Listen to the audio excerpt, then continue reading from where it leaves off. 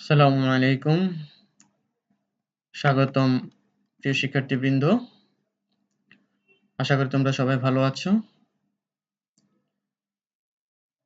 তোমাদের সাথে দীর্ঘদিন থেকে আমি ক্লাস নিয়ে আসছি। আশা করি তোমরা ক্লাসগুলো খুব গুরুত্ব সহকারে পড়ছো। আর আমি মোহাম্মদ হুমায়ুন কবির, সহকারী অধ্যাপক, রসায়ন বিভাগ। আমি আজকে তোমাদের সাথে যে বিষয় নিয়ে আলোচনা করব সেটা হচ্ছে সৃজনশীল প্রশ্ন ও তার সমাধান। আজকে যে সৃজনশীল প্রশ্নটা নিয়ে আলোচনা করব তার উদ্দীপকটি আমরা একটু ভালো করে লক্ষ্য করি। উদ্দীপকে আমরা দেখতে পাচ্ছি দুইটি গুরুত্বপূর্ণ বিক্রিয়া দেওয়া আছে। একটি সালফার ডাইঅক্সাইড, একটিতে প্রথম বিক্রিয়ায় সালফার ডাইঅক্সাইড অক্সিজেনের সাথে বিক্রিয়া করে সালফার ডাইঅক্সাইড তৈরি করে এবং সেক্ষেত্রে ডেল্টা এস এর মান দেওয়া আছে -197 কিলোজুল পার মোল। আমাদের দ্বিতীয় বিক্রিয়াটি দেওয়া আছে জিঙ্ক প্লাস সালফিউরিক অ্যাসিড সমান zinc sulphate plus hydrogen gas. দুটি বিক্রিয়া দেওয়া আছে। আমরা প্রথম বিক্রিয়া দেখতে পাচ্ছি এখানে ডেল্টা এস এর মান দেওয়া আছে, অর্থাৎ ডেল্টা এস এর মানটি হচ্ছে ঋণাত্মক। তার মানে হচ্ছে বিক্রিয়াটি তাপ উৎপাদী বিক্রিয়া। কারণ আমরা জানি যদি কোনো বিক্রিয়ার তাপের পরিবর্তন ঋণাত্মক হয়, অর্থাৎ ডেল্টা এইচ ঋণাত্মক হয়, তবে বিক্রিয়াটি হবে তাপ উৎপাদী বিক্রিয়া। এবং ২ নম্বর বিক্রিয়া আমরা দেখতে পাচ্ছি জিঙ্ক সালফিউরিক অ্যাসিডের সাথে বিক্রিয়া করে জিঙ্ক সালফেট এবং হাইড্রোজেন তৈরি করে। অর্থাৎ এখানে জিঙ্ক সালফিউরিক অ্যাসিড থেকে হাইড্রোজেনকে প্রতিস্থাপিত করে সে জিঙ্ক সালফেট এবং হাইড্রোজেন গ্যাস তৈরি করে। তাহলে এখানে আমরা দেখলাম দুটি বিক্রিয়া এবং দুটি বিক্রিয়া খুবই গুরুত্বপূর্ণ বিক্রিয়া। আমাদের যে প্রশ্ন, এটা আমরা প্রশ্নগুলো এবার লক্ষ্য করি। প্রথম প্রশ্নে বলা হয়েছে মুদ্রা ধাতু কি? দ্বিতীয় প্রশ্নে বলা হয়েছে মোমের দহন কোন ধরনের পরিবর্তন ব্যাখ্যা করো। গ নম্বর প্রশ্নে বলা হয়েছে উদ্দীপকের ২ নং বিক্রিয়াটি একটি জারণ বিজারণ বিক্রিয়া ব্যাখ্যা করো। ঘ নম্বর প্রশ্নে বলা হয়েছে ১ নং বিক্রিয়া লা সাথে-এর নীতির প্রয়োগ ব্যাখ্যা করো। তাহলে আমরা প্রথমেই উদ্দীপকটি ভালো করে খেয়াল করব এবং বোঝার চেষ্টা করব। তারপর প্রশ্নগুলোকে ভালোভাবে বোঝার চেষ্টা করব এবং according to the stem answer করার চেষ্টা করব। আমরা নিজ থেকে কোনো জিনিস বানিয়ে লিখব না। আমি নিজের মতো করে লিখব, বাট সেটা যেন আমার প্রাসঙ্গিক হয় এবং সেটা যেন আমাদের উদ্দীপক অনুসারী হয়, সেটা খেয়াল রাখতে হবে। তাহলে আমরা আমাদের প্রশ্নের সমাধানে আসি। প্রথম প্রশ্ন আমাদের ছিল কি, যে মুদ্রা ধাতু কি? তাহলে আমাদের প্রথম প্রশ্নের উত্তর, পর্যায় সারণী হচ্ছে গ্রুপ 11A অবস্থিত মৌল তামা, রূপা ও সোনা এদের ধাতব বৈশিষ্ট্য যেমন উজ্জ্বলতা বিদ্যমান ও তুলনামূলকভাবে রাসায়নিক নিষ্ক্রিয় হওয়ায় ঐতিহাসিকভাবে এদের দ্বারা ধাতব মুদ্রা তৈরি করা হয়, তাই এদেরকে মুদ্রা ধাতু বলা হয়। অর্থাৎ কপার, সিলভার এবং সোনা এই তিনটি ধাতুকে মুদ্রা ধাতু বলা হয়। কারণ হচ্ছে এই ধাতুগুলো সাধারণত অনেক বেশি উজ্জ্বল হয়। আর আমরা দেখতে পাচ্ছি যে আমরা যে মুদ্রাগুলো ব্যবহার করি, এই মুদ্রাগুলো অনেক বেশি উজ্জ্বল। সুতরাং আমাদের এই মুদ্রা তৈরি করার জন্য উজ্জ্বলতা বেশি এমন ধাতুই আমাদেরকে ব্যবহার করতে হবে। আর স্বাভাবিকভাবেই বৈশিষ্ট্যগতভাবেই কপার এবং রূপা এবং সোনা হচ্ছে কপার, রূপা অর্থাৎ আমরা যেটাকে তামা বলে থাকি কপারকে, আর রূপা হচ্ছে সিলভার যেটাকে বলে থাকি, আর সোনা, এই ৩ টি ধাতুরই বৈশিষ্ট্যগতভাবে এরা খুবই উজ্জ্বল। আর উজ্জ্বল হওয়ার কারণেই এদেরকে দিয়ে মুদ্রা ধাতু বানানো হয়। আরেকটা বৈশিষ্ট্য হচ্ছে এরা রাসায়নিকভাবে অনেকটা নিষ্ক্রিয়। কারণ রাসায়নিকভাবে যদি সক্রিয় হয় তাহলে আমরা মুদ্রা ধাতু বা যদি তৈরি করে থাকি তাহলে সেই মুদ্রা আমরা যখন ব্যবহার করব তাহলে সেটা আমাদের জন্য ক্ষতির কারণ হয়ে দাঁড়াবে। সেজন্য এমন পদার্থ বা এমন ধাতু ব্যবহার করতে হবে মুদ্রা তৈরির জন্য যেটি আমাদের কোনো ক্ষতি করবে না, অর্থাৎ রাসায়নিকভাবে অনেকটা নিষ্ক্রিয় হবে। তাহলে এখানে আমরা কপার, সিলভার এবং যে সোনা পাচ্ছি, এই এই প্রত্যেকটি ধাতুর বৈশিষ্ট্য হচ্ছে এরা রাসায়নিকভাবে অনেকটা নিষ্ক্রিয় এবং তাদের উজ্জ্বলতা অনেক বেশি। এই দুটি বৈশিষ্ট্যের কারণে মূলত কপার, সিলভার এবং সোনা দ্বারা মুদ্রা তৈরি করা হয়, আর এর জন্য এদেরকে মুদ্রা ধাতু বলা হয়। তাহলে আমরা মুদ্রা ধাতু কি সেটা দেখলাম এবং এটার সংজ্ঞাটাও আমরা এখানে দেখলাম। দ্বিতীয় নম্বর প্রশ্নে বলা হয়েছে মোমের দহন, অর্থাৎ এখানে আমাদেরকে বলা হয়েছে মোমের দহন কোন ধরনের পরিবর্তন ব্যাখ্যা করো।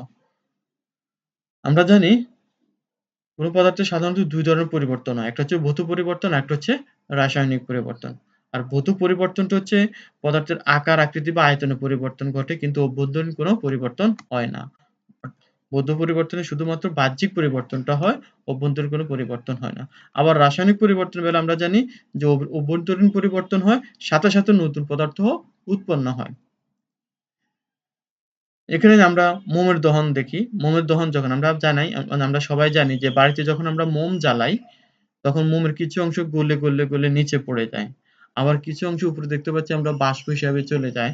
আবার একই সাথে আমরা দেখতে পাচ্ছি সেখানে আগুন, তাপ, আলো ইত্যাদি পাওয়া যাচ্ছে।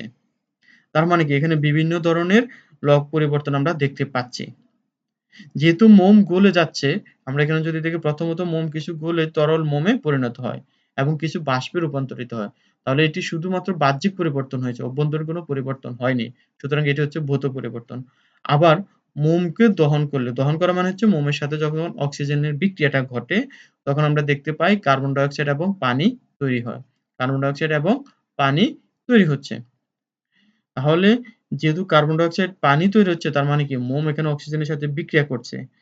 কিন্তু মোম এবং অক্সিজেনের সাথে কার্বন ডাই অক্সাইড এবং পানির কোনো মিল নেই। অর্থাৎ তাদের বৈশিষ্ট্যগুলো সম্পূর্ণ ভিন্ন।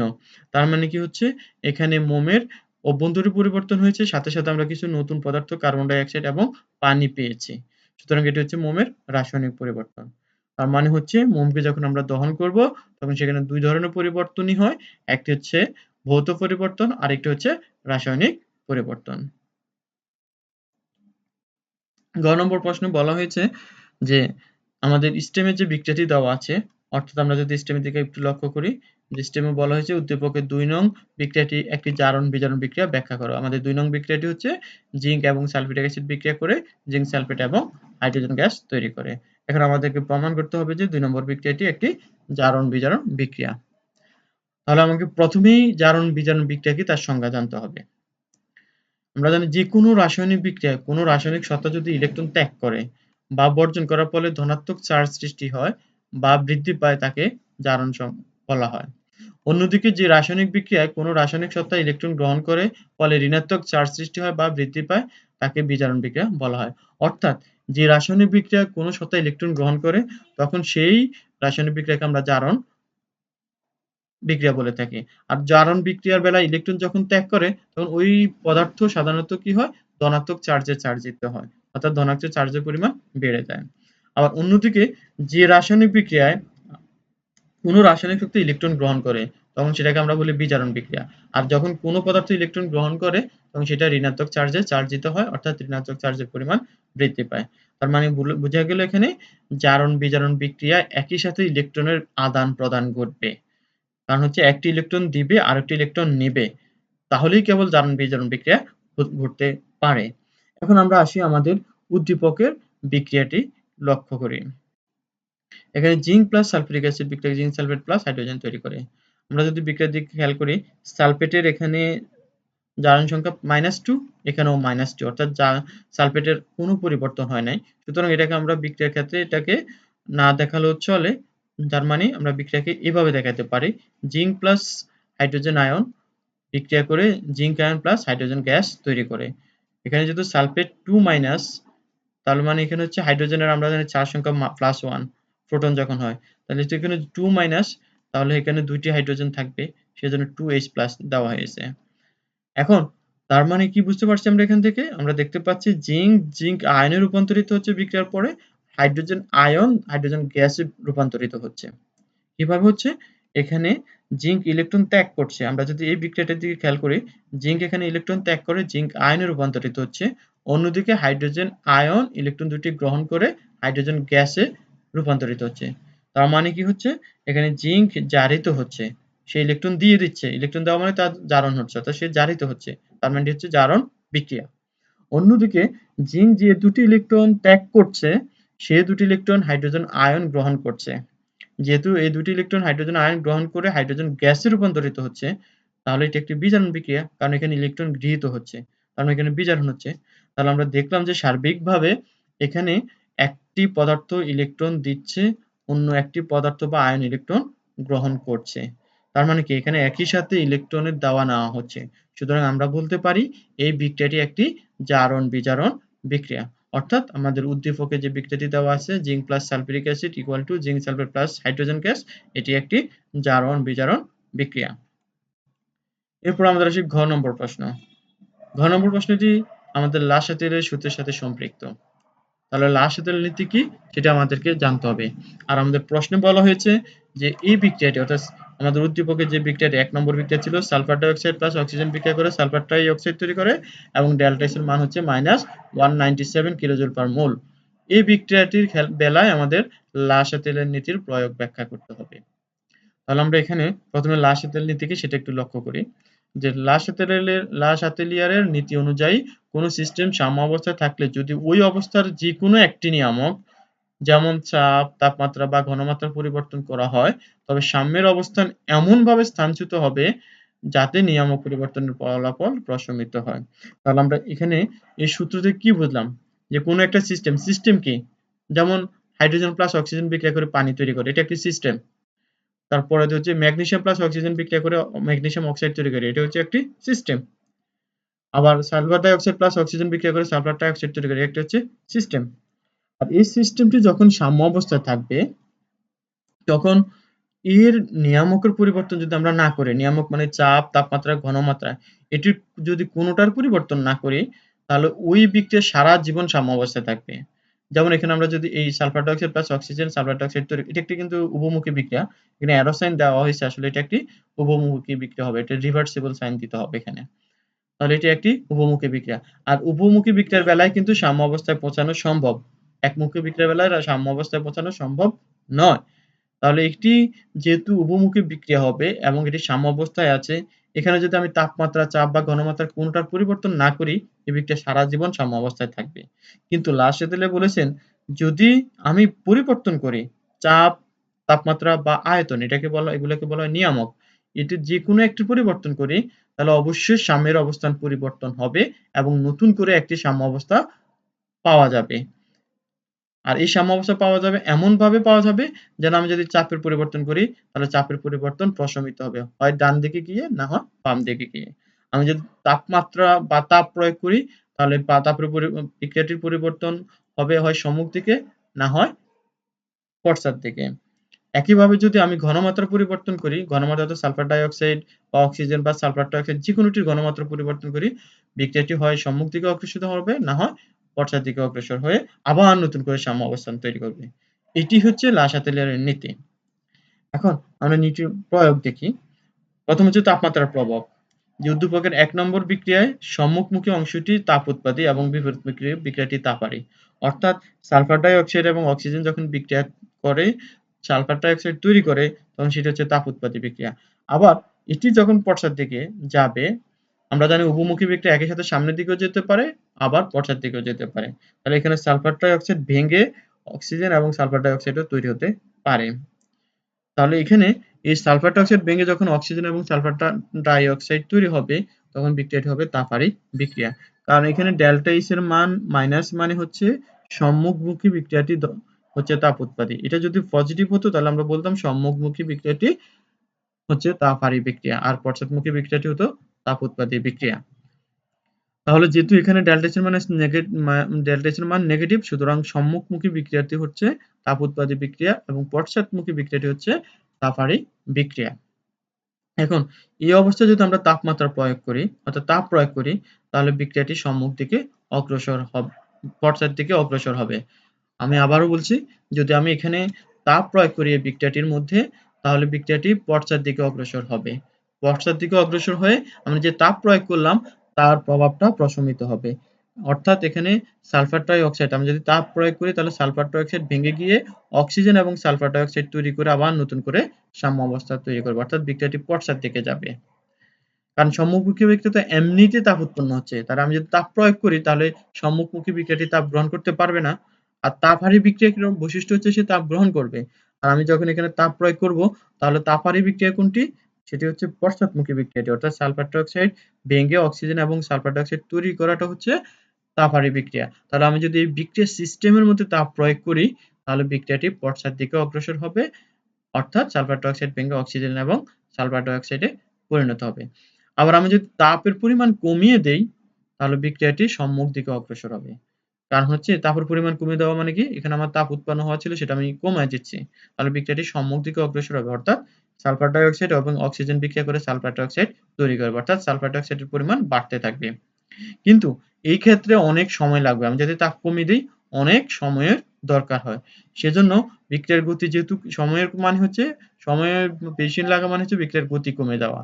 আর এই বিক্রিয়ার গতি কমে যেহেতু কমে যাচ্ছে তাহলে আমার উৎপাদনের অধিক উৎপাদন পেতে হলে অনেক সময় লাগবে। কিন্তু আমাদের এত সময় দেওয়া যাবে না। বাণিজ্যিকভাবে আমাদেরকে খেয়াল রাখতে হবে যেন আমি অল্প সময়ে অধিক উৎপাদন পেতে পারি। তাহলে যেহেতু আমরা তাপ কমায় দিলে বিক্রিয়ার গতি কমে যাবে, আমি উৎপাদন পাবো বেশি কিন্তু সময় লাগবে অনেক বেশি। কিন্তু এটা আমার বাণিজ্যিকভাবে আমি উপকারী হব না। সেজন্য এক্ষেত্রে আমাদেরকে একটি নির্দিষ্ট তাপমাত্রা ব্যবহার করতে হয় ৪৫০ থেকে ৫৫০ ডিগ্রি সেলসিয়াস। এটাকে বলা হয় অত্যানুকূল তাপমাত্রা। অত্যানুকূল তাপমাত্রা মানে হচ্ছে যে তাপমাত্রায় আমি সর্বোচ্চ পরিমাণ পদার্থ উৎপাদন করতে পারবো সেটাকে বলা হয় অত্যানুকূল তাপমাত্রা। অর্থাৎ আমি এখানে তাপের পরিমাণ কমিয়ে দিয়ে যদি তাপমাত্রা ৪৫০ থেকে ৫৫০ ডিগ্রি সেলসিয়াস রাখি তাহলে আমার ম্যাক্সিমাম পরিমাণ সালফার ডাই অক্সাইড তৈরি হবে। এটা হচ্ছে অত্যানুকূল তাপমাত্রা। তাহলে আমরা তাপমাত্রার প্রভাবটি বুঝতে পারলাম। অর্থাৎ এই বিক্রিয়ার বেলায় আমি একটু সামারি বলি, এই বিক্রিয়াটি যেহেতু উভমুখী বিক্রিয়া এবং তাপ উৎপাদী বিক্রিয়া সেক্ষেত্রের জন্য আমি এখানে যদি তাপ প্রয়োগ করি বিক্রিয়া সিস্টেমে, বিক্রিয়াটি পশ্চাৎ দিকে অগ্রসর হবে, অর্থাৎ সালফার ডাই অক্সাইডের পরিমাণ কমে যাবে, সালফার ডাই অক্সাইড এবং অক্সিজেন তৈরি হবে। আর যদি আমি তাপের পরিমাণ কমিয়ে দিই তাহলে তাপ বিক্রিয়াটি সম্মুখ দিকে অগ্রসর হবে, অর্থাৎ সালফার ডাই অক্সাইড এবং অক্সিজেন বিক্রিয়া করে সালফার ডাই অক্সাইড তৈরি হবে। সেক্ষেত্রে আমাদেরকে তাপমাত্রা ৪৫০ থেকে ৫৫০ এর মধ্যে রাখতে হবে এবং একটি ক্যাটালিস্ট ব্যবহার করা হয় এই বিক্রিয়াটির বেলায়, সেটা হচ্ছে ভ্যানাডিয়াম পেন্টঅক্সাইড। এটা আমাদের মনে রাখতে হবে, এটি এখানে দেখানো হয়নি, বাট এখানে মনে রাখতে হবে এখানে একটি ক্যাটালিস্ট ব্যবহার করা সেটা হচ্ছে ভ্যানাডিয়াম পেন্টঅক্সাইড। ক্যাটালিস্ট মানে প্রভাবক। এই প্রভাবক বিক্রিয়ার গতি বৃদ্ধি করার জন্য ব্যবহার করা হয়। এবার আসে আমাদের চাপের প্রভাব। চাপের প্রভাব কি? যেহেতু ১ নং বিক্রিয়াটি চাপ হ্রাসমূলক বিক্রিয়া, অর্থাৎ আমরা এই বিক্রিয়ার দিকে যদি খেয়াল করি এখানে চাপের কিন্তু একটা হ্রাস হয়েছে। কারণ এখানে ২ মোল আছে, এখানে ১ মোল আছে, টোটাল বিক্রিয়কের দিকে ৩ মোল আছে। আর আমার উৎপাদের মধ্যে ২ মোল আছে। তার মানে এখানে চাপের হ্রাস হয়েছে।